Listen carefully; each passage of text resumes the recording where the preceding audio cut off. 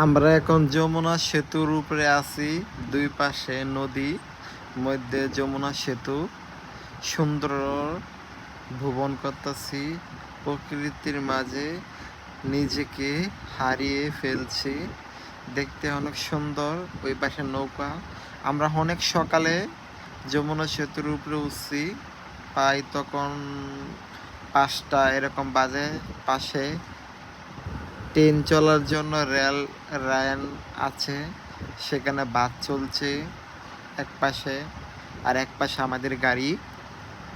আমরা যমুনা সেতুর উপর দিয়ে যাচ্ছি, দেখতে অনেক সুন্দরই লাগছে, ভালো লাগছে।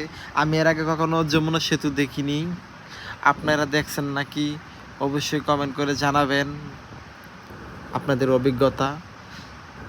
উঠতে অনেক ভালোই লেগেছে। আমার জানা মতে রাস্তাটি 2 কিলোমিটার হবে, কমও হতে পারে, বেশি হতে পারবে, কিন্তু আমার অনুমান থেকে আমি মনে হইতেছে 2 কিলোমিটার। আর সেখানে গাড়ি সুন্দরভাবে চলছে। দুই পাশে নদী, দেখতে ভালোই লাগছে।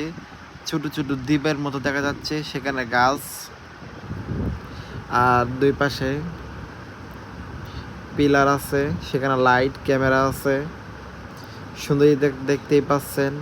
ওই যে একটি ট্রলার ওই জায়গায় আছে। এখানে দেখার মতো অনেক কিছুই আছে। দিনের বেলা আসলে সবথেকে ভালো কিছু দেখা যায়। আমরা সকাল ভোরে আসলাম তো, তাই মানে ভালো করে দেখা যায় না, সবখান অন্ধকার। তারপরে মোটামুটি আমরা ভালোই দেখলাম। সেই জায়গায় পরিবেশটা অনেক সুন্দর। কত বড় বড় গাড়ি যাচ্ছে যমুনা সেতুর উপর দিয়ে। আমি কখনো যমুনা সেতু আসিনি, এটা আমার প্রথম আসা, আমার প্রথম অভিজ্ঞতা।